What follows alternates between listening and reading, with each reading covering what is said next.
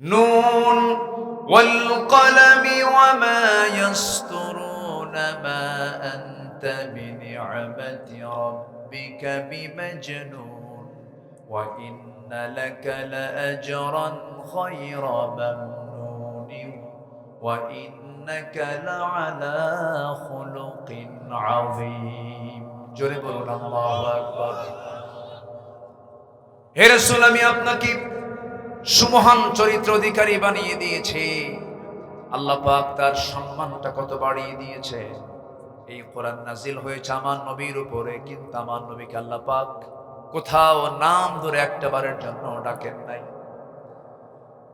বাবা তার ছেলেকে নাম ধরে ডাকতে পারেন, কিন্তু ছেলে তার বাপকে যদি নাম ধরে ডাকে, এটা আদব হবে না, বেয়াদবি হবে, বেয়াদবি হয়ে যাবে। ছোটজন বড়জনকে নাম ধরে ডাকতে পারেন পারেন না? বড়জন ছোটজনকে নাম ধরে ডাকতে পারেন। আমার আল্লাহ তার জায়গা থেকে, তার আসন থেকে আমার নবীর নাম ধরেও যদি ডাক দিতেন, কিছুই হতো না। কিন্তু আল্লাহ রাব্বুল আলামিন সব নবীকে নাম ধরে ডাকলেও আমার আল্লাহ আমার নবীকে কোরআনে কোথাও একটাবারও নাম ধরে ডাকেন নাই। জোরে বলি সুবহানাল্লাহ। আদম আলাইহিস সালাতু ওয়াস সালামকে ডাক দিয়েছেন, ইয়া আদম উসকুন আনতা ওয়া যাওজুকাল জান্নাহ। ডাক দিয়েছেন, ওয়া মা তিলকা বিয়ামিনিকা ইয়া মূসা। ডাক দিয়েছেন, ইয়া ইয়াহইয়া খুযিল কিতাবা বিকুওয়া।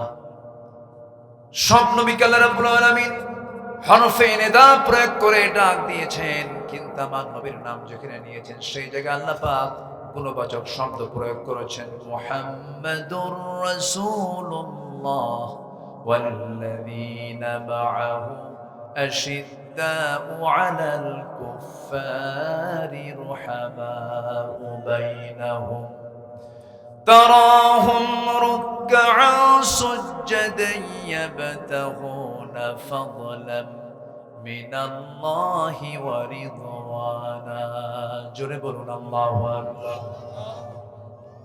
আমার বন্ধুগণ, আরেক জায়গায় বলছেন, ওয়ামা মুহাম্মাদুন ইল্লা রাসূল قد خلت من قبله الرسل।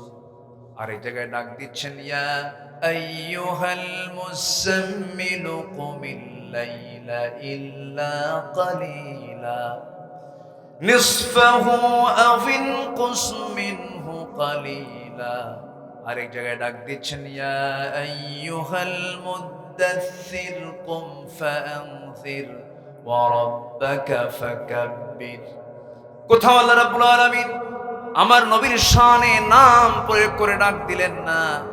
এই জায়গায় যেখান থেকে আমি আলোচনা করতে চাচ্ছি, সেখানে আল্লাহ রাব্বুল আলামিন তার রাসূলকে ডাক দিচ্ছেন, ইয়া আইয়ুহান নাবিয়্যু ইন্না আরসালনাকা শাহিদা ওয়া মুবাশশিরান ওয়া নাযীরান ওয়া দা'iয়ান ইলাল্লাহি বিইذনিহি ওয়া সিরাজাম মুনীরা। জোরে বলুন আল্লাহু আকবার। যে নবীকে আল্লাহ রাব্বুল আলামিন নিজের নামটা ধরে পর্যন্ত ডাক দেন নাই, সেই নবীর শান মানটা হলো আল্লাহর পরেই তার দাম। অথচ সেই নবীকে বিগত 16 বছর যারা ক্ষমতার মসনদে ছিল, তাদের সময় এই দেশে ডজন ডজন নাস্তিক রাসূলকে পর্যন্ত গালি দিয়েছে, তাদের কোনো বিচার বাংলার জমিনে হয় নাই। ওরা 16 বছর আমাদের গণনা করেছে। কি ব্যাপার, এখানে কি হলো?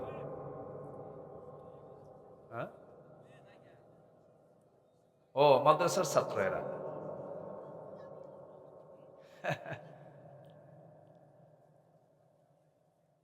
শিক্ষক পিটায় ভার্সিটিগুলোতে, কি ছাত্র শিক্ষককে পিটায়। কিন্তু আপনি মাদ্রাসায় কোথাও পাবেন না এমন চিত্র। কারণ মাদ্রাসায় যে শিক্ষা হয়, এই শিক্ষার মূল বাহনটা কি বলুন তো? কোরআন। কোরআন থাকবে যেখানে রহমত আছে না নেই বলেন তো? সম্মানিত ভাইয়েরা, যাই হোক, ওরা চলে গিয়েছে, ওদের আবার শেষ রাত্রে উঠতে হবে। যদি হেফজ মাদ্রাসা হয় তাহলে তারা আবার শেষ রাত্রে উঠবে।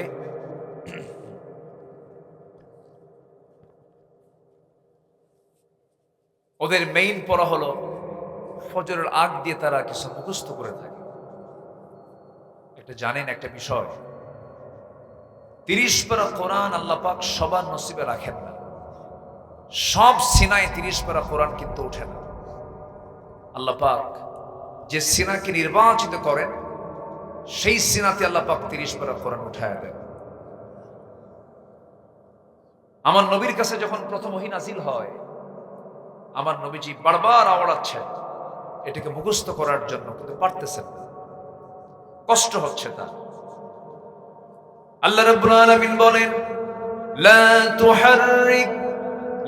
তুহাররিক বিহি লিসানাকা লিতা'জালা বিহি। হে নবী, আপনি মুখস্থ করার জন্য বারবার আপনার জিহ্বা আপনি আওড়াবেন না। আমি আল্লাহ নিজে আপনার সিনার মধ্যে কোরআনটা জমা করে দেব, আমি নিজে জমা করে দেব। আপনার এত পরিশ্রম করার কোনো প্রয়োজন নাই। সম্মানিত ভাইয়েরা, সানুকরিউকা ফালা তানসা, আপনি কখনো ভুলবেন না। আমার রাসূলকে কে বলছেন? আল্লাহ বলছেন। তাহলে আপনি বলুন, চেষ্টা করলেই কি কোরআনের হাফেজ হওয়া যায়? এটা নসিব দরকার, সাহায্য দরকার। কার? আসতে বলুন, সাহায্য দরকার কার? আল্লাহ পাক। ওরা চলে গিয়েছে, যাক, আমরা আছি তো নাকি? জোরে বলি ইনশাআল্লাহ। এই 16 বছরে আমরা এমন চিত্র দেখেছি, কুকুরের মাথায় টুপি পরানো হয়েছে,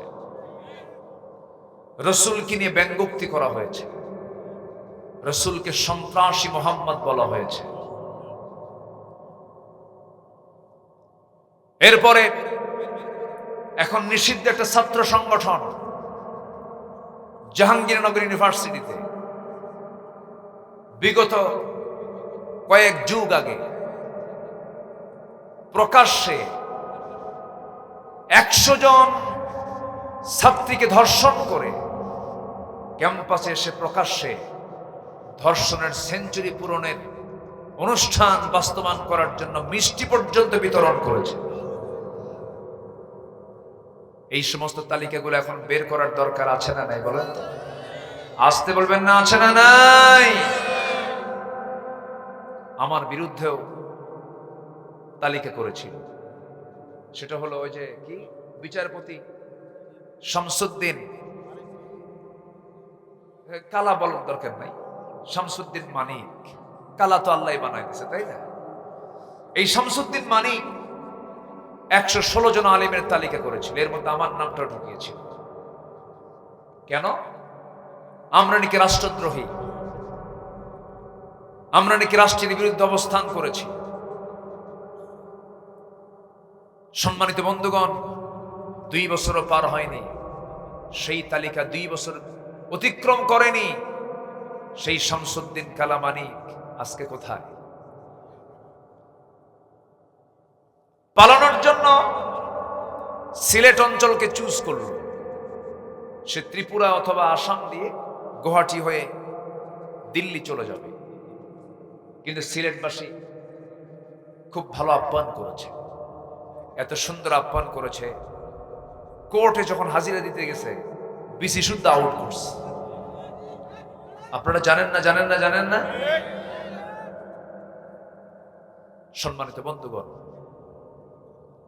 যুগে যুগে যারা এই জুলুম করেছে, আল্লাহ পাক তাদেরকে উলঙ্গ করে ছেড়েছেন। ফেরাউন পৃথিবীতে ক্ষমতার মসনদে ছিল হলো 1600 বছর, তার হায়াত ছিল 1600 বছর, আর এরা ছিল হলো 16 বছর। দেখছেন সংখ্যার যে মিল হলো, কেমনে বুঝলাম না? সবচেয়ে বুকটা ফেটে যায় একটা ব্যক্তির জন্য, আমার বিশেষ করে। কেমনে কেমনে এই প্যান্ডেলের এই প্ল্যাটফর্মের যিনি মূল একজন রূপকার আল্লামা সাইদিকে তারা কেমনে মেরে ফেলে? একটা জীবন্ত মানুষকে সুস্থ মানুষকে জেলখানা থেকে চিকিৎসার নাম করে ধরে এনে 13 আগস্ট 2023 তাকে গ্রেফতার করে 13 বছর আগে রেখেছিল জেলখানায়, সেখান থেকে ধরে টেনে নিয়ে চলে গেল চিকিৎসার নাম করে হসপিটালে। সেম আবু হানিফা রাহিমাহুল্লাহর মতো বিষ প্রয়োগ করে, পয়জনিং করে তাকে পরিকল্পিতভাবে দিল্লির প্রেসক্রিপশনে হত্যা করা হয়েছে। আমাদের দাবি এই তাফসীর মাহফিলের প্ল্যাটফর্ম থেকে এটাই জানাতে চাই, এই জীবন্ত কিংবদন্তি আল্লামা সাঈদ রাহিমাহুল্লাহর হত্যার সঙ্গে যারাই জড়িত তাদেরকে প্রকাশ্যে ধরে চূড়ান্ত শাস্তি নিশ্চিত করা হোক। রাজি আছেন কারা কারা? হাত উঁচু করে দেখান মুসলমান।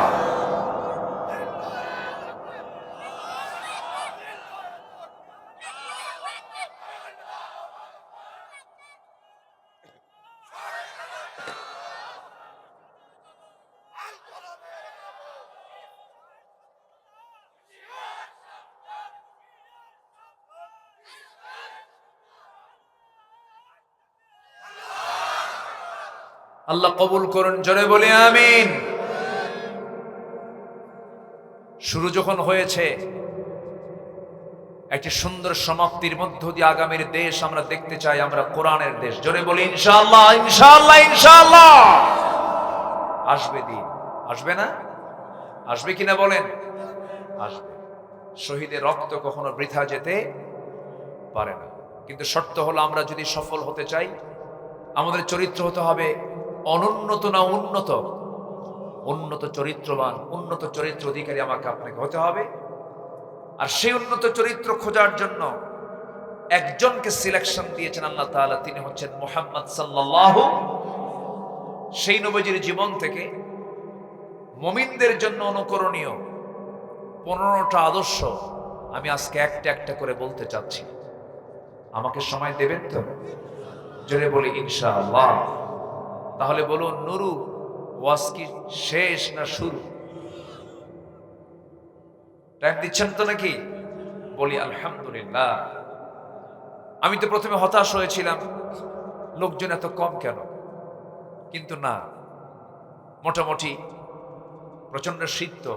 আর এবার মাহফিলের চাপ এত বেশি, মানুষের চাইতে মাহফিল বেশি। এত মাহফিল, ঠিক আছে না? মানুষের চাইতে মাহফিল বেশি। যাই হোক, হতাশার কোনো কারণ নেই। আল্লাহর পয়গম্বর নূহ আলাইহিস সালাতু ওয়াস সালাম তিনি দাওয়াত দিয়েছেন। আল্লাহর পয়গম্বর ইন্নী দাআউতু কওমি লাইলা ওয়া নাহারা, দিনে এবং রাতে দাওয়াত দিয়েছেন 900 বছর। কত বছর? ইসলাম কবুল করছে 80 থেকে 90 জন। তার দাওয়াত কি ব্যর্থ ছিল? আমার আপনার কাজ হলো আল্লাহর দেওয়া হুকুম বাস্তবায়ন করা। সফলতা ব্যর্থতা এটা আমার দেখার দরকার নাই। পুরস্কার দিবেন কে? আস্তে পুরস্কার দিবেন কে? আল্লাহ তাআলা। বসুন, আমরা নবীজির যদি এই 15টা আদর্শ যদি আজকে শিখে যেতে পারি, আমলের নিয়তে যদি শুনে যদি বাস্তবায়ন করি, এই 15টা আদর্শই আমাকে জান্নাতের দরজায় পৌঁছায় দেবে। জোরে বলি সুবহানাল্লাহ।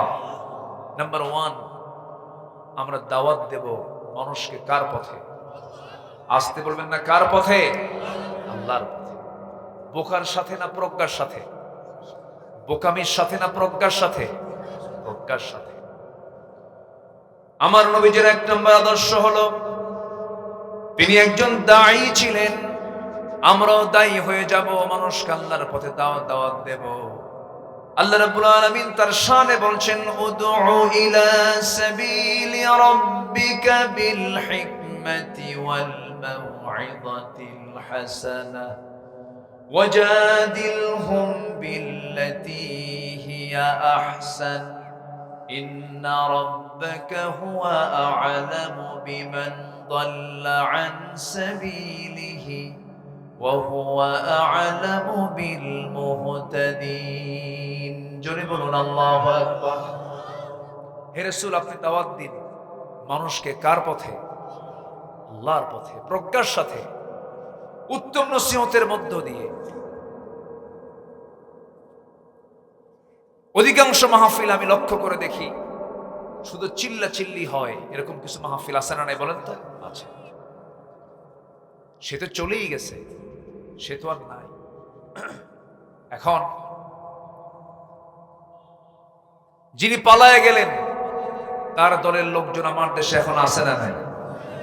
উনি চলে গেছেন কিন্তু তার লোকজন তো আছে। আমি তাদেরকে একটু আহ্বান করব, আমি তাদেরকে একটু বলতে চাই, বাম চিন্তা মাথা থেকে ঝেড়ে ফেলে দেন, বাম দল বাদ দিয়ে দেন। যে দল ইসলাম চায় না, যে দল কোরআন আইন চালু হোক এটা চায় না, যেই দলটা ইসলামী দল নয়, কোরআনকে প্রশ্ন করুন সেই দল করা যাবে কিনা? কোরআনকে বলবে করা যাবে? যাবে? করা যাবে? বাদ দিয়ে দেন, ফিরে আসেন, জান্নাতের দিকে আসুন। আমরা জান্নাতের দিকে দৌড়াই। যে কোনো মুহূর্তে তো মরে যাব, আমিও যাব, আপনিও যাবেন। আমার মতো বয়সী, আমার বয়সের কত কত মানুষ দুনিয়া থেকে বিদায় নিয়েছেন। এখন তো পরে আর মরে, সময়ও লাগে না, পরে আর মরে। মানে আমরা মুরগি খাই, যেগুলো মুরগি খাই না, ওই মুরগিগুলো তো পরে আর ক্লিনিকে যাওয়ার সময় নেই। সেই দিন আমার এক বন্ধু, একসঙ্গে পড়াশোনা করেছি, খুব সুন্দর কণ্ঠ ছিল। সে পরে আর্মিতে চাকরি নিল, আর্মিতে জয়েন করে চাকরি করতেছিল, বাড়ি দুপচাচিয়া। আমি অনেকদিন পর হঠাৎ করে তার কথা মনে হলো, ভাবলাম একটু সালাম দিই, একটু যোগাযোগ করি। ফোন দিলাম, ফোন দিয়ে দেখি রিসিভ করে একজন মহিলার কণ্ঠ। সালামের জবাব নিল। বললাম, আপনি কে? আমি জিয়াকে চাচ্ছিলাম। উনি হঠাৎ করে কেঁদে ফেলে বলছে, আমি তার স্ত্রী। বলছে, সে তো নাই, সে তো মরে গেছে। এটাই তো পৃথিবীর আসল নিউজ। এমন কোন দিন নাই যে দিনটা আমার কানে এমন নিউজ আসে না। আসে কিনা বলেন? আসে। সবাই আমরা দুনিয়া থেকে বিদায় নিয়ে নেব, কেউ আমরা দুনিয়াতে বাঁচার জন্য আসি নাই, সব দুনিয়া থেকে বিদায় নিয়ে নেব। কিন্তু আল্লাহ বলছেন, বান্দারা তুমি আমার কাছে যদি আসতেই চাও, আসতেই তো হবে আমার কাছে। তোমার নেক আমলনামা নিয়ে আসো, ডান হাতের আমলনামা নিয়ে আসো, ইসলামী দল করে আসো, কোরআন সুন্নাহর বিধিবিধান মেনে নিয়ে আসো। তোমার মাথা থেকে পা পর্যন্ত তোমার সকল কাজ কর্ম সব নবীর সুন্নাহ তরিকা মতো করে আসো। কোনো চিন্তা নাই, আমি আল্লাহ তোমার ব্যাপারে জানায় দিচ্ছি। ইয়া আইয়াতুহান নাফসুল মুতমাইন্নাতু ইরজিই ইলা রাব্বিকি রাদিয়াতাম মারদিয়া ফাদখুলি ফি ইবাদি ওয়াদখুলি জান্নাতি। জোরে বলুন আল্লাহু আকবার। আমার বান্দা হয়ে যাও, আমার অনুগত বান্দা হয়ে আমার জান্নাতে প্রবেশ করো, তোমাকে কেউ বাধা দেবে না। শর্ত হলো সারেন্ডার করতে হবে কার কাছে? আসতে হলে সারেন্ডার করতে হবে কার কাছে? আল্লাহর কাছে। দুঃখ লাগে, আজকে 53 বছর দেশ স্বাধীন হয়েছে, কত সরকার আসলো গেল, আমার দেশে মানুষ মুসলমান মাত্র 5% নামাজ পড়ে। কয় পার্সেন্ট? 5%। বাকি 95% মুসলমানের নামাজের খবরই নাই। আর এত বিড়ি খায় এ জাতি। রাগ করতেছেন নাকি আপনারা? আবার হুজুর আপনি ওয়াজ করেন, আমার বিড়ি কথা কন কেন? এরকম ভাবতেছেন কি না? আবার মাহফিল এসে বলে কি জানেন, হুজুর বিড়ি খাওয়া কি জায়েজ আছে?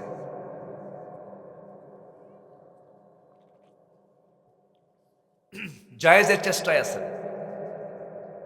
যদি জায়েজ করে নেওয়া যায়। সম্মানিত ভাইয়েরা, আবার অনেকে পান খান, পান খান সমস্যা নাই, পান তো রস খান তো নাকি, মাঝে মধ্যে খান, পান খান সমস্যা নেই, পানের রস স্টমাকের জন্য ভালো। কিন্তু পানের সাথে আবার হাকিমপুরি রহমতুল্লাহ আলাইহি কেন? এখানে কথা আছে, এই জায়গায় প্রবলেম আছে। সম্মানিত ভাইরা, কোন নেশার জগতে আমরা যাব না, জোরে বলি ইনশাআল্লাহ। এই বুকটা পরিচ্ছন্ন রাখবো। আমার নবীজির সর্বশেষ আমল ছিল, আমার নবীজির ব্যবহারিক আমল ছিল হলো মিসওয়াক করা। কি করা বলেন তো? মিসওয়াক। আর সর্বশেষ ওসিয়ত ছিল হলো, সর্বশেষ কথা ছিল হলো নামাজ। বলেন সর্বশেষ কথা কি ছিল? নামাজ। আমার যারা আলোচনা শোনেন, আমি এই বিষয়টা খুব বেশি বলার চেষ্টা করি। আমি আপনি কেউ থাকবো না, দুনিয়া থেকে আমিও চলে যাব, আপনিও চলে যাবেন। কেউ বাঁচার জন্য আসি নাই। এই দুনিয়ার মায়া মমতা একদিন সব মাইনাস হয়ে যাবে।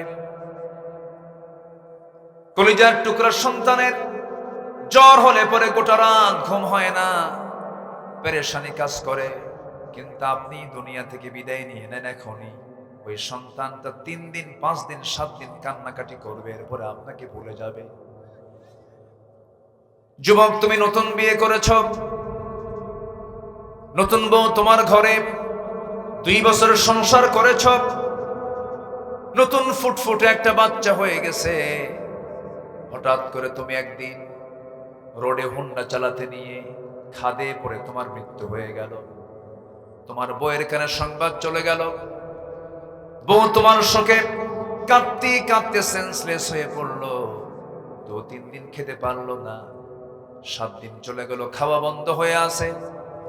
14 দিনের মাথায় খাওয়া দাওয়া সব স্বাভাবিক হয়ে যাবে, ঘুমটুম সব স্বাভাবিক হয়ে যাবে। মাসখানেক পর চেহারায় হাসি আসবে, মাস 3 পর আরো স্বাভাবিক হয়ে যাবে। তোমার শ্বশুর বাড়ির লোকজন তোমার সেই আদরের বউটাকে নিয়ে চলে যাবে তার বাড়িতে। 4 মাস 10 দিন পার হয়ে যাবে। শোকের সময়গুলো পার হয়ে যাওয়ার পর 6 মাস 7 মাস পরে তোমার শ্বশুর শাশুড়ি তোমার সেই বউটাকে একটু বুঝায় শোনায় জোর করে অন্যত্র বিয়ে পর্যন্ত দিয়ে দেবে। অন্যের ঘরের স্ত্রী হয়ে চলে যাওয়ার পর তোমার সেই বউটাই পরের দিন ফোন দিয়ে তার আব্বা আম্মাকে বলবে, আব্বা তোমরা আমার ব্যাপারে যে সিদ্ধান্ত নিয়েছো বিয়ের বিষয়ে খুব ভালো করেছো, কারণ আমার আগের স্বামীর চাইতে এই স্বামীটা আরো ভালো। এটাই হলো দুনিয়া। আপনি আজকে মরে যান, সন্তানগুলো সম্পদ নিয়ে কাড়াকাড়ি শুরু করে দেবে। কেউ আমার আপন নয়। কে বলেছে আমার বাপ আপন? বাপও আমার আপন নয়। কে বলেছে মা আপন? মা আমার আপন নয়। কে বলেছে ছেলে আপন? সেও আমার আপন নয়। কে বলেছে আমার স্ত্রী আপন? সে আমার আপন নয়। কে বলেছে আমার ভাই আপন? সে আমার আপন নয়। একবার চক্ষু বন্ধ করে দেখুন, একমাত্র আপন আমার কে? আসতে বলবেন না কে? রুহের জগতে একা ছিলাম, মার পেটের জগতেও একা ছিলাম। দুনিয়াতে সে কিছু বন্ধু বান্ধব পেয়েছে। যেদিন আমার মরণ হয়ে যাবে আমি আবার একাই ফিরে যাব।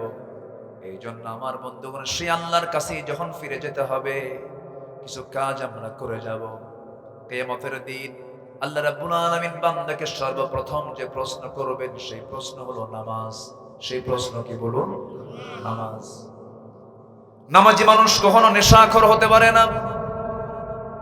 নামাজি কখনো মিথ্যুক হতে পারে না। নামাজি কখনো ওয়াদা খেলাফ করতে পারে না। নামাজি কখনো অন্যের সম্পদ লুণ্ঠন করতে পারে না। যে নামাজি হবে সেই নামাজের চরিত্র হবে জান্নাতি চরিত্র। তার মাধ্যম দিয়ে তার দ্বারা কোনোদিন গুনাহে কবিরা নামক কোনো গুনাহ হতে পারে না। কিন্তু আমার দেশে সুদখোর নামাজিও আছে না নাই? সুদও খায়, নামাজও পড়ে। আমি কি কথা বলবো? আমি কি আলোচনা চালিয়ে যাব? জোরে বলি ইনশাআল্লাহ। আমার নবীজি 1 নম্বর দাওয়াত ছিল হলো, 1 নম্বর কাজ ছিল হলো দাওয়াত দেওয়া। সে দাওয়াতটা দিয়েছেন আমার নবীজি আগে ভিতরে না বাহিরে? বলেন তো, আগে পরিবারে না আগে সমাজে? আগে পরিবারে দিয়েছেন। কু আনফুসাকুম ওয়া আহলিকুম নারা, নিজে বাঁচো, তোমার পরিবারকে জাহান্নাম থেকে বাঁচাও। আমার বন্ধুগণ, নবীজির জন্ম যে সমাজে হয়েছিল সেই সমাজটা ছিল ঘুরে ধরা সমাজ। এত জঘন্য মানুষ ছিল, সেই সমাজের মানুষগুলো এত নিম্নমানের ছিল, নিজের মাকে পর্যন্ত বিয়ে করত। নিজের মা, বাবা সৎমাকে তালাক দিয়েছে, পরের দিন ছেলে সৎমাকে ঘরে আনছে। এত নোংরা ছিল একটা জাতি। কাবা শরীফ তোয়াফ করা হয়, এখন হাজিরা তোয়াফ করেন। সেই কাবাকে সামনে রেখে এই কুরাইশরা, এই আরবরা উলঙ্গ হয়ে সবাই মিলে একসঙ্গে তোয়াফ করে। ভাঙ্গা পাতিলকে কেন্দ্র করে যুগের পর যুগ তারা যুদ্ধ লাগিয়ে রাখত। শততা বিভক্ত একটা জাতিকে একটা সুতার কাঠিতে আবদ্ধ করেছেন। কিচ্ছু অন্য কোন তন্ত্র মন্ত্র দিয়ে নয়, একমাত্র কি দিয়া? কোরআন দিয়ে, কোরআন দিয়ে, ইসলাম দিয়ে। আমার নবীজি সেই যুগে জন্ম নিয়েছেন যে যুগে একটা নারীর কোনো মূল্যায়ন ছিল না। মেয়ে সন্তান জন্ম হয়েছে, জীবন্ত পুঁতে হত্যা করত। সেই যুগে আমার নবীজি ঘোষণা করলেন তার মুখ দিয়ে, যার ঘরে 3টা মেয়ে আছে তার জন্য 3টা পৃথক জান্নাত। জোরে বলি সুবহানাল্লাহ। আপনাদের দোয়া আল্লাহ পাক আমাকে 4টা মেয়ে দিয়েছেন। কেউ তো জোরে আলহামদুলিল্লাহ বললেন। বিয়ে কি আপনি দিবেন? তো টেনশন তো আমারই। একটু জোরে বলেন না আলহামদুলিল্লাহ। এটা বলার কারণ আছে। মেয়ে সন্তান হলে পরে অনেকে মন খারাপ করে। বারবার মেয়ে যদি হয় তখন স্বামী কয় তার বউরে, তোর পেট আসলেই পচা। আছেন এরকম? আছেন? মনক্ষুণ্ণ হওয়া যাবে না। আমার নবী যে বিশ্বের সেরা মানুষ, ছেলেদের বাপ না মেয়েদের বাপ? মাথায় রাখতে হবে। আমার নবীর সামনে এক সাহাবী কান্দে, চোখে পানি। রাসূল বলেন, সাহাবী তুমি চোখে পানি কেন? তুমি ইসলাম গ্রহণ করে কি ঠকছো নাকি? এই কয়েকদিন হলে শুধু কাঁদতো। দিন গ্রহণ তো আনন্দের বিষয়, তুমি কাঁদতেছো কেন? তোমার তো সব গুনাহ মাফ হয়ে গেছে। সাহাবী আরো কান্দেন। রাসূল বলছেন, ও সাহাবী তুমি কাঁদতেছো কেন? কি হয়েছে ভালো করে বলো, খুলে বলো তো তোমার কি হয়েছে। নবীজির সামনে হাঁটু গেড়ে দিয়ে বসে গেলেন। সুশ্রী চেহারার অধিকারী সেই সাহাবী রাসূলকে সামনে বসায়া বলেন, হুজুর আপনি আমাকে বারবার বলছেন সমস্ত গুনাহগুলো মাফ হয়ে গেছে, কিন্তু আমার মনে হয় সব গুনাহগুলো মাফ হলেও একটা গুনাহ বুঝি আমার মাফ হয় নাই। কি করেছো বলো হুজুর? জাহেলি সমাজের কারণে, সেই সমাজের পরিস্থিতির কারণে আমি আমার নিজের কন্যা সন্তানকে নিজের হাতে খুন করেছি। আমার মনে হয় এই গুনাহটা আল্লাহ পাক আমার মাফ করেন নাই। রাসূল বলেন, সাহাবীরা তুমি কেমন করে খুন করেছো আমাকে বলো তো। সামনে বসে গেলেন। আমার নবীজি লম্বা সময় ধরে তার কথাগুলো শুনলেন। ওই সাহাবী বলছেন, ইয়া রাসূলুল্লাহ, সন্তান যখন আমার স্ত্রীর গর্ভে চলে এলো, 6 মাস যখন পূরণ হলো, বউটাকে বললাম যাও মার বাড়িতে চলে যাও, সন্তান ডেলিভারি হয়ে আসো। ছেলের সন্তান যদি হয় সন্তানটা কোলে করে নিয়ে আসবে, মেয়ে সন্তান হলে কোনো কথা নাই। আমি আগেই তোমাকে ফরমান জারি করে দিলাম, তাকে জীবন্ত পুঁতে তাকে হত্যা করে এরপরে তুমি আমার কাছে আসবে। হুজুর বউটাকে পাঠায় দিলাম, সন্তান ডেলিভারি হলো, সন্তানটা মেয়ে হয়েছে, কিন্তু আমাকে বলা হলো মৃত হয়েছে। আমার চোখের আড়ালে সন্তানটাকে অন্যের বাড়িতে বড় করে ধীরে ধীরে যখন 6 বছর হয়ে গেছে, এর মাঝে একটা দিন আমার চোখের সামনে পড়ো নাই হুজুর। হঠাৎ করে আমার চোখের সামনে একদিন সন্তানটা পড়ে গেল। চট করে হাত ধরলাম, আমার মতো চোখ, আমার মতো নাক, আমার মতো কান, আমার মতো কপাল, আমার মতো চেহারা, সোজা ধরে এনে বউয়ের সামনে হাজির করে বললাম, সন্তানটা কার? আমার বউ কাঁপতে কাঁপতে বলছে, সন্তানের তত্ত্ব কতক্ষণ গোপন করব? এই সন্তানটা 6 বছর পূর্বে আমাদের ওরস থেকে এসেছে। আমি শুধু শুনলাম হুজুর, কিন্তু আমি ভিতরে ভিতরে চরম খেপে গেলাম। ঠান্ডা মাথায় খুনি বনে গেলাম, সন্তানটাকে কেমন করে মেরে ফেলবো। অভিনয়ের পালা শুরু করে দিলাম। সন্তানটাকে কোলের মধ্যে নিয়ে আদর করে চুমু দিয়া তাকে আমার কাছে ঢুকায় নিলাম। ওর হৃদয়ের মধ্যে আমি ঢুকে গেলাম। এক পর্যায়ে মেয়েটা বলছে, মা, আমার এই আদরের বাবার সঙ্গে তুমি কেন পরিচয় করে দাও না? আমার বাপ তো অনেক ভালো মানুষ। পরের দিন সকালবেলা ওই মেয়েটাকে বললাম, মা, তোমাকে নানির বাড়িতে নিয়ে যাব। দারুণ খুশি হলো, আনন্দে আত্মহারা হয়ে আমাকে জড়িয়ে ধরে আমাকে চুমু খেয়ে বলে, বাবা চলো নানির বাড়িতে আমি যাব। ওকে সঙ্গে করে নিয়ে রওনা দিলাম। হুজুর, নানির বাড়ির দিকে না গিয়ে আমি জঙ্গলের দিকে রওনা করলাম। জঙ্গলটা দেখে আমার মেয়েটার মুখ ছোট হয়ে গেল। আমার মেয়েটা বারবার বলছে, বাবা তুমি এই জঙ্গলের দিকে কেন যাও? কি হয়েছে তোমার? কিচ্ছু বললাম না, জঙ্গলটা পার হয়ে গেলাম। হাতে কোদাল নিলাম, গর্ত খনন শুরু করে দিলাম। আমার মেয়েটার মুখ আরো ছোট হয়ে গেল। বাবা, গর্ত খনন কেন করছো? কোনো জবাব দিলাম না। যখন আমি কোদাল দিয়ে যখন গর্ত খনন করি, ছিটকিসে কিছু মাটি দাড়ির মধ্যে লেগে যায়, আর আমার সেই মেয়েটা 5 আঙ্গুল দিয়ে খিলাল করে করে সেই মাটিগুলো সরায়া দেয়। আমার মেয়েটা, হুজুর, আমার শরীর থেকে ঘাম ঝরতেছিল। গামছা দিয়ে আমার মেয়েটা সেই ঘামগুলো ঝরে দেয়, সুন্দর করে মুছে দিয়ে বলে, বাবা গর্ত খনন কেন করছো? আমাকে কিছু বলো। বাবা কিচ্ছু বললাম না। গর্ত খনন যখন শেষ হয়ে গেল, পিছন দিকে চলে এলাম, আর আমার মেয়েটাকে বললাম, মা দেখো তো গর্ত খনন কেমন হয়েছে। আমার মেয়েটা সরল মনে গর্তের কাছাকাছি চলে গেছে। উকি মেরে যখন দেখতে নিল, আমি পিছন দিকে আসলাম, চোখ বন্ধ করে পিছন দিকে সজোরে একটা ধাক্কা মারলাম। এক ধাক্কায় সন্তানটা গর্তের মতো উপর হয়ে পড়ে গেল। চট করে চিত হয়ে 2টা হাত এক জায়গায় করে বলছে, বাবা বুঝতে পেরেছি, মার কথাই সত্য হয়ে গেছে, মার কথাটাই বাস্তব হয়ে গেছে। তুমি আজকে আমাকে হত্যা করার জন্য এই জায়গায় এনেছো। বাবা, আমি এটাও জানতে পেরেছি তুমি আমাকে কেন হত্যা করার পরিকল্পনা করেছো। নারীর সন্তান হয়ে পৃথিবীতে জন্ম নেওয়া যদি আমার অপরাধ হয়ে থাকে, বাবা আল্লাহর কসম করে বলি, এই যে তোমার চেহারা আজকে দেখাইছি, মৃত্যু আর কোনোদিন দ্বিতীয়বার দেখাবো না। প্রয়োজনে ভিক্ষা করে খাবো। বাবা আমাকে আজকে প্রাণে বাঁচায় দাও।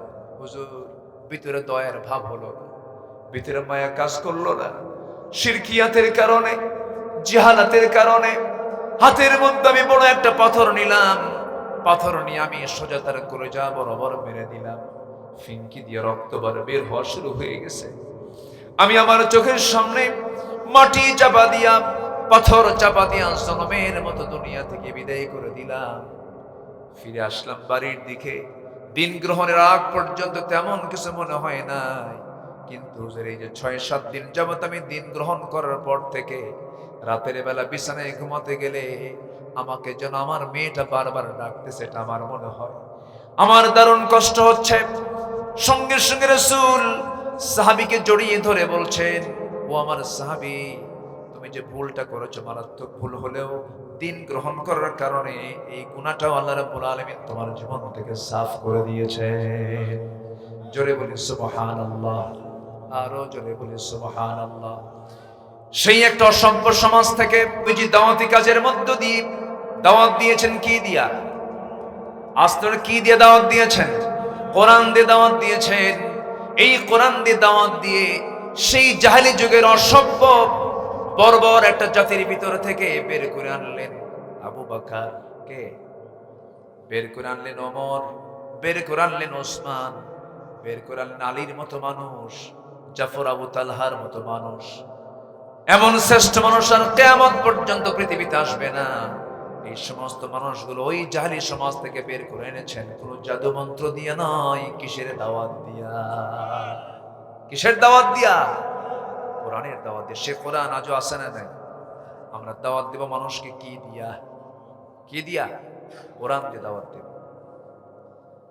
আমার বন্ধুগণ, নবীজি দাওয়াত দিলেন প্রথম হলো ঘরের বা মানুষকে। জাবালে নূর আশ্রয় নিয়েছিলেন, যে জাবালে নূরি, সেই গারে হেরা, যে গুহার মধ্যে আমার নবীজি 5 থেকে 6 বছর ছিলেন, সেটা হলো জাবালে নূরের মধ্যে অবস্থিত নূর পাহাড়ের গারে হেরা।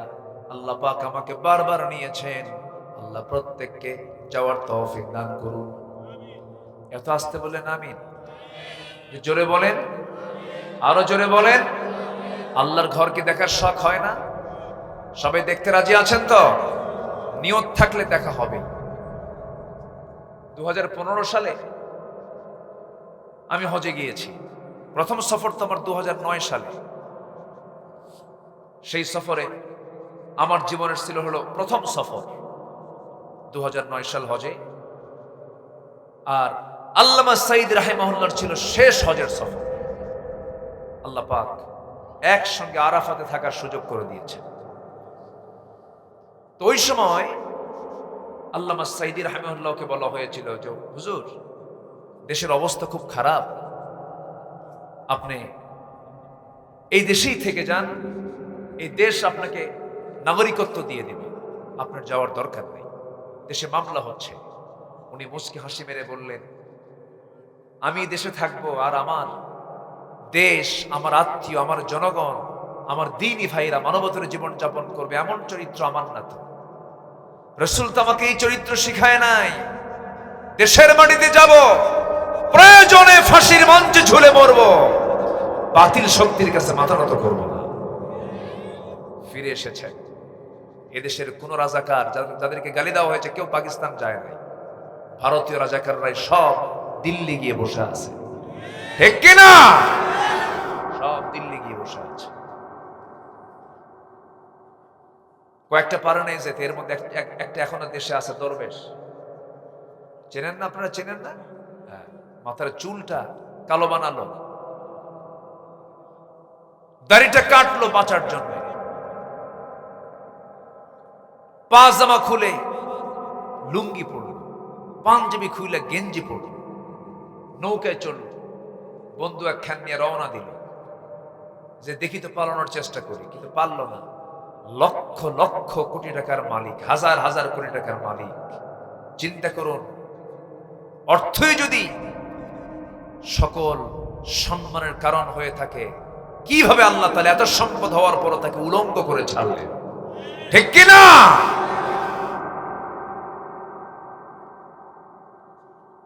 কোস্টগার্ড ধরে ফেলছে, ধরে ফেলে বলতেছে, স্যার আমি আপনাকে চিনি, আপনি আইনমন্ত্রী, উপায় নাই, চলেন থানায় যেতে হবে।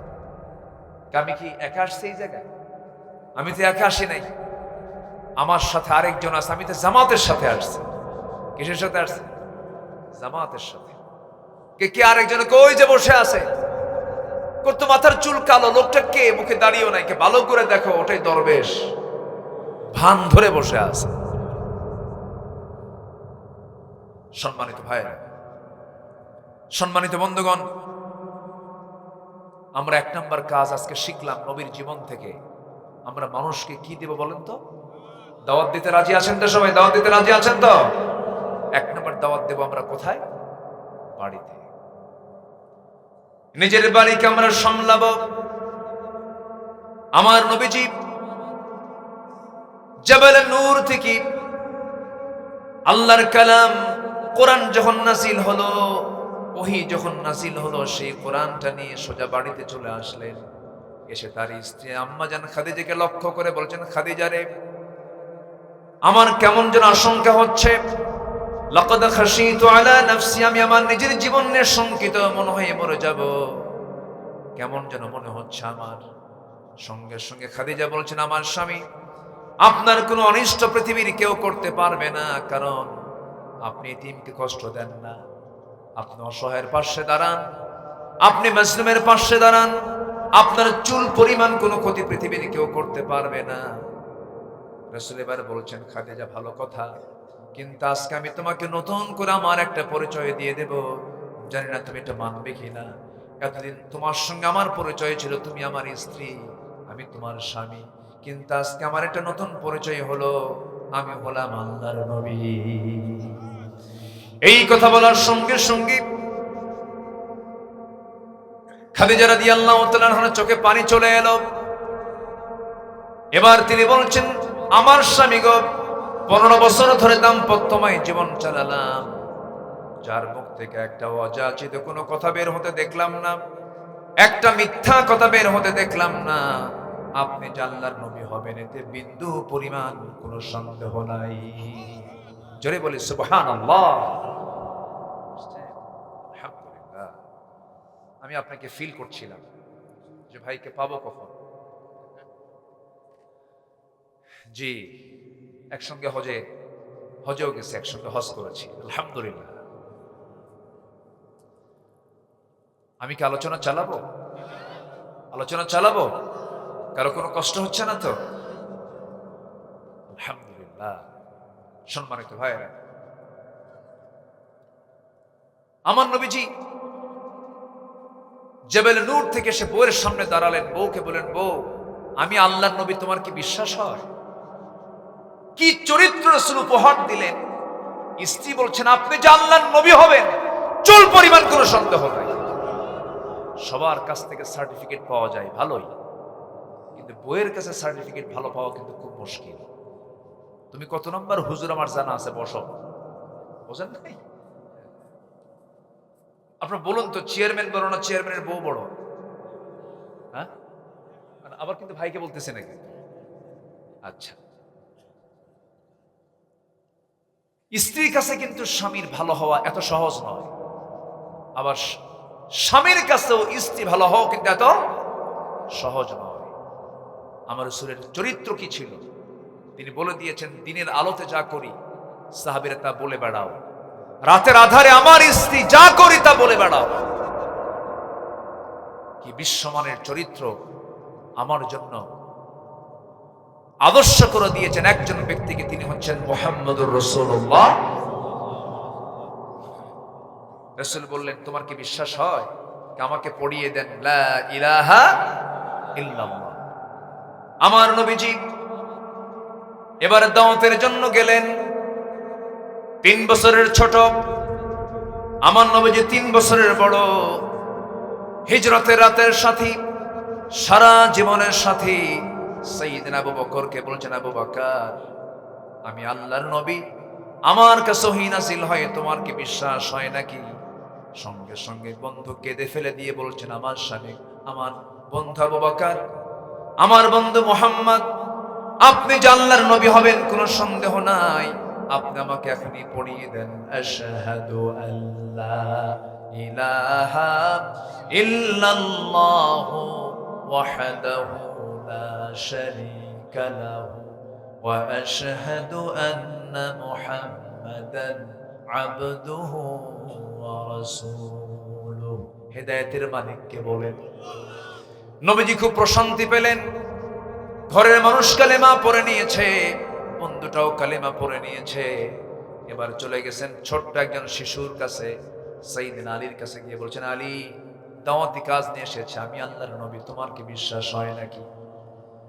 জ্ঞানের দরজা, অত্যন্ত জ্ঞানী মানুষ সাইয়েদনা আলী ছোট্ট অবস্থায় তিনি বলে ফেললেন, আপনি যে আল্লাহর নবী হবেন সে নবুয়তের চরিত্র আমি আপনার মধ্যে দেখতে পেয়েছি। যে লোকটা জীবনে মিথ্যা কথা বলে না, আমার বন্ধুগণ আজকের সমাজে যে লোকটার মুখে মিথ্যা কথা কম থাকবে, আমি আল্লাহর কসম করে বলি সেই লোকটাই সবচেয়ে বড় পীর সাহেব, বুজুর্গ সাহেব, ঠিক কি না? সেই লোকের কথা বন্দুকের গুলি মিস হতে পারে, আল্লাহর দরবারে সেই লোকের দোয়া কবুল হয়ে যাবে।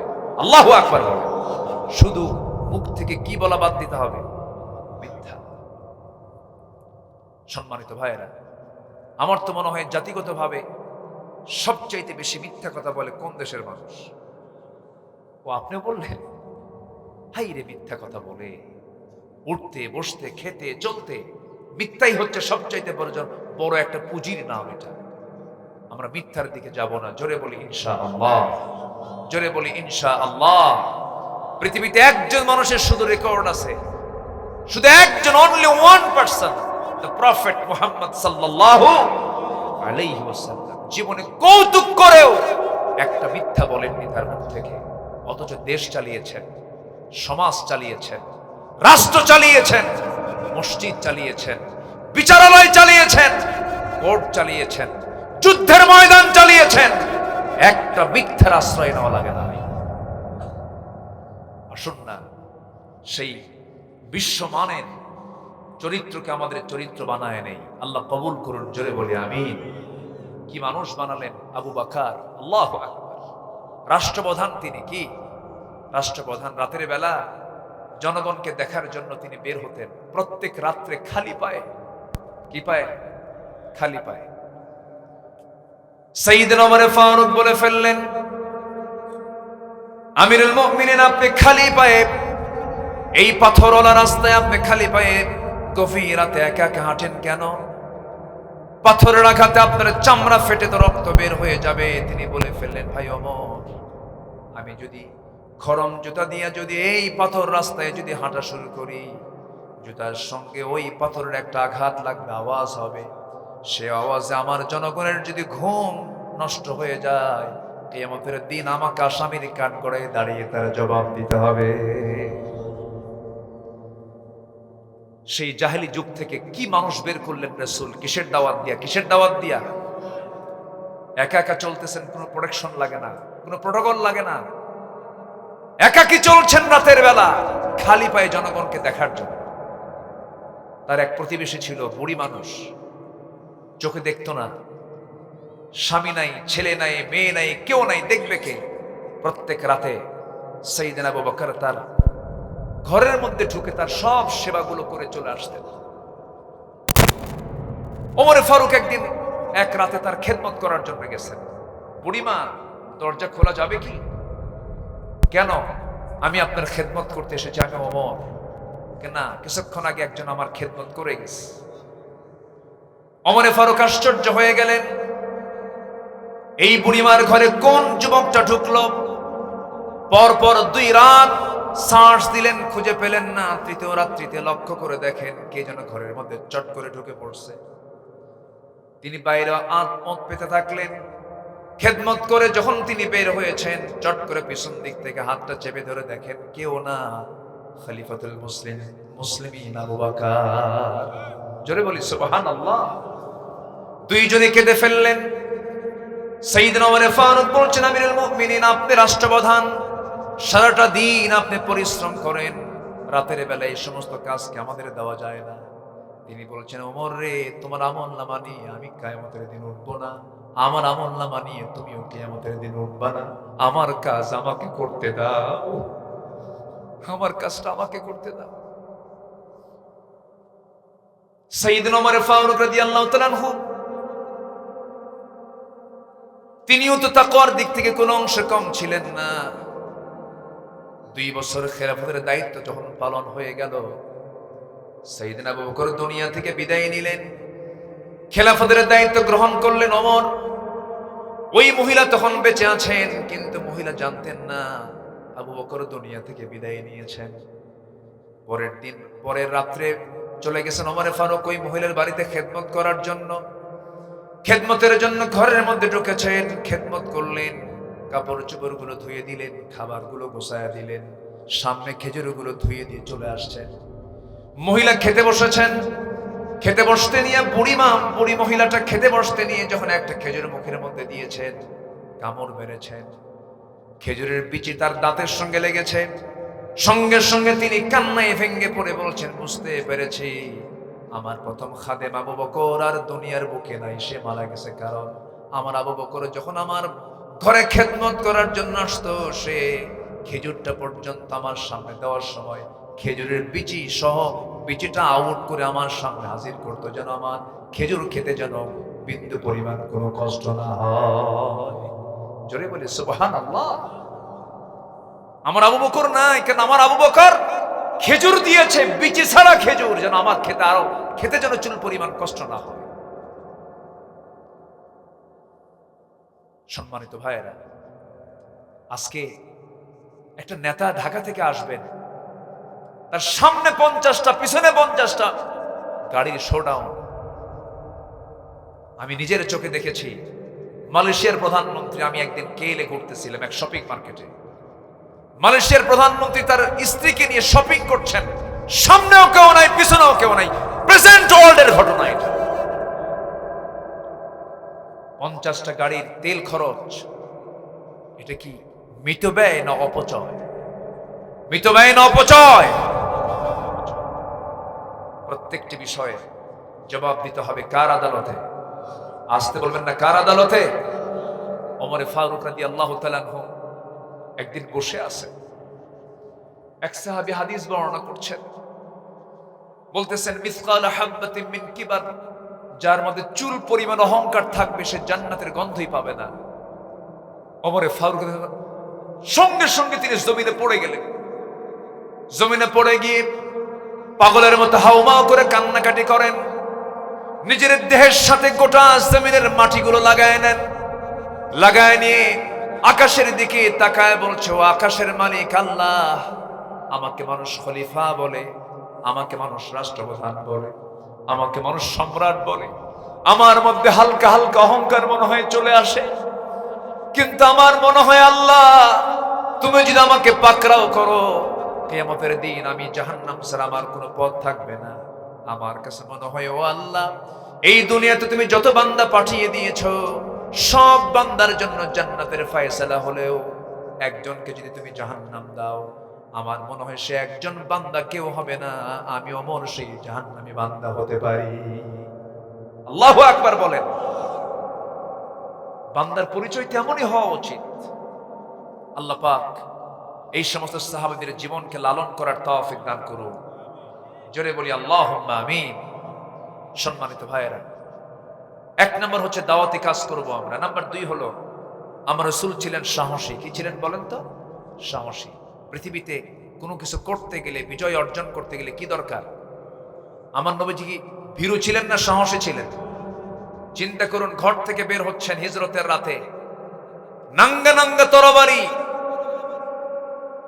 ওই মক্কার নগর পিতা আবু জেহেল তার সন্ত্রাস লেলিয়ে দিয়ে রাসূলকে মারার অর্ডার দিয়েছে। আমার নবীজি সেখান থেকে ঘর থেকে বের হচ্ছেন, শত্রুগুলো দেখছেন, পরোয়া করলেন না, হাতের মধ্যে বালু নিয়ে শুধু নিক্ষেপ করলেন, সমস্ত শত্রুর চোখে চোখে পৌঁছায় দিয়েছেন আমার আল্লাহ তাআলা বালুকণাগুলো। জোরে বলি সুবহানাল্লাহ। যে কোনো বিজয়ের জন্য সাহস দরকার। ইমানদার বুক দেখায় না পিঠ দেখায়? ইমানদার বুক দেখায় না পিঠ দেখায়? বুক দেখাবে। ইমানদার কখনো পিঠ দেখাতে পারে না। যুবকরা, সেই উন্নত চরিত্র গঠন করো। দেখেছো অনেক কিছু, যে নেতা তোমার হাতে মদের বোতল তুলে দেয়, যে নেতা তোমার হাতে নারী তুলে দেয়, যে নেতা তোমাকে চরিত্রহীন বানানোর ষড়যন্ত্র করে, সেই সমস্ত নেতাদের মুখে তোমরা জুতা মারো, থুতু মারো। উন্নত চরিত্র গঠন করো। 5 ওয়াক্ত নামাজ পড়ো। বিবাহ পূর্ব কোনো নোংরামি কোনো সম্পর্কে জড়িও না, অবৈধ কোনো রিলেশনে যেও না। বিয়ের প্রয়োজন, বাপকে বলে ফেলো আমার বিয়ের প্রয়োজন, কিন্তু বিয়ের আগ দিয়ে তুমি গার্লস স্কুলের সামনে যায় এতিমের মতো সিট হয়ে বসে থাকো। এগুলো লস প্রজেক্ট। এগুলো কি প্রজেক্ট? Loss project. শিক্ষা, পড়া সব শেষ। এগুলো বাদ দিতে হবে। সবাই কি নামাজ পড়বা? যুবকরা সবাই কি নামাজ পড়তে রাজি আছো? নামাজ পড়বেন কারা কারা একটু হাত তুলে দেখেন তো দেখি। জোরে বলি ইয়া আল্লাহ, আমাদেরকে 5 ওয়াক্ত সালাত আদায় করার তৌফিক তুমি আল্লাহ দিয়া দাও। জোরে বলি আমিন। আরো জোরে আমিন, আরো জোরে আমিন। সম্মানিত ভাইয়েরা, সময় তো চলে যাচ্ছে। বুঝলাম না এত দ্রুত সময় আজকে কেন যাচ্ছে, আমার বুঝে আসলো না। খুব আজকে ঘড়ি কি বেশি ঘুরতেছে নাকি? এখনো তো বহু পয়েন্ট পড়ে আছে। এদিকে রাতও অনেক গভীর হয়ে গেল। এবার মাহফিলের চাপ তো এত বেশি, এত মাহফিল এবার, তাই না? কিছুক্ষণ আগে মন্তব্য করেছি, মানুষের চাইতে মাহফিল বেশি। এত ঘন ঘন মাহফিল, মানুষ মাহফিল শুনতে শুনতে ক্লান্ত হয়ে গেছে। সম্মানিত ভাইয়েরা, আমার ভাইজান আসছেন, তিনিও কিছু কথা বলবেন। আমি আমার পয়েন্টগুলো আমি শাব্দিকভাবে, আমার আগামীকালকে মাহফিল বেশি দূরে না, মাত্র ময়মনসিংহ, তাও দুপুরবেলা। কখন? দুপুরে। তো সব দিকে খেয়াল করতে হবে। আমাকে মাহফিল কমিটি যখনই গেছেন আমার কাছে, আমার সুযোগ ছিল, 3 বছর আগে একবার এসেছিলাম, তো আল্লাহ পাক আমাকে আবার এই জায়গায় নিয়ে এসেছেন, বলি আলহামদুলিল্লাহ। আপনাদের এই চাঁদ মাখা মুখগুলো আল্লাহ পাক আমাকে আবার দেখার সুযোগ করে দিয়েছেন। আল্লাহ যেন আমাদের এই সম্পর্ক যেন হাসর পর্যন্ত গড়িয়ে দেন, জোরে বলি আল্লাহুম্মা আমিন। আসলে তো চোখটা খোলা আছে, ইহকালে আছে। চোখ বন্ধ হলে কি ইহকাল না পরকাল? তো আমরা ইহকালের সম্পর্ক গড়বো আমরা পরকালকে টার্গেট করে, জোরে বলি ইনশাআল্লাহ। পরকালও যেন আমরা একসঙ্গে থাকতে পারি। বউ নামাজ পড়ে না, বউকে বলবেন, বউ আমার, একই ছাদের নিচে থাকি, তোমার যৌবন আমার যৌবন একাকার করে দিয়েছি, তুমি কি চাও না জান্নাতের মধ্যে আমরা একসঙ্গে জান্নাতে থাকি? হ্যাঁ, নামাজটা পড়ো। মেয়েগুলোকে বলবেন, ছেলেগুলোকে বলবেন, বাপ নামাজটা পড়, একসঙ্গে দুনিয়াতে এক ছাদের নিচে থেকেছে, একসঙ্গে জান্নাতে থাকবো আমরা, জান্নাতে গিয়ে শপিং করবো, একসঙ্গে থাকবো আমরা। এরকম করে আমরা দাওয়াতি কাজ করব, আল্লাহ কবুল করুন, জোরে বলে আমিন। নাম্বার 3 হলো ধৈর্য ধরতে হবে। যে কোনো কাজে সফলতা পেতে হলে কি দরকার? ধৈর্য দরকার। আচ্ছা বলুন তো, নামাজ আগে না ধৈর্য আগে? বলেন বলেন বলেন। ধৈর্য আগে। দেখবেন কিছু কিছু মুসল্লি মসজিদেও তাড়াহুড়ো করে। ইমাম যদি নামাজ একটু লম্বা সূরা দিয়ে পড়ে, পিছন থেকে ওর চুলকানি শুরু হয়ে যায়। লোকমা তো আর দেওয়া সম্ভব না, গলার ঝাড়ি একখান মারে, হুজুর তাড়াতাড়ি শেষ করে। তাহলে ধৈর্য আগে না নামাজ আগে? ধৈর্য আগে। ব্যবসা আগে না ধৈর্য আগে? বলেন। নেতৃত্ব আগে না ধৈর্য আগে? তাহলে সকল কাজে ধৈর্য আগে দরকার। ধৈর্য এমন একটা গুণ যা সকল সফলতার মূল মাধ্যম হচ্ছে ধৈর্য।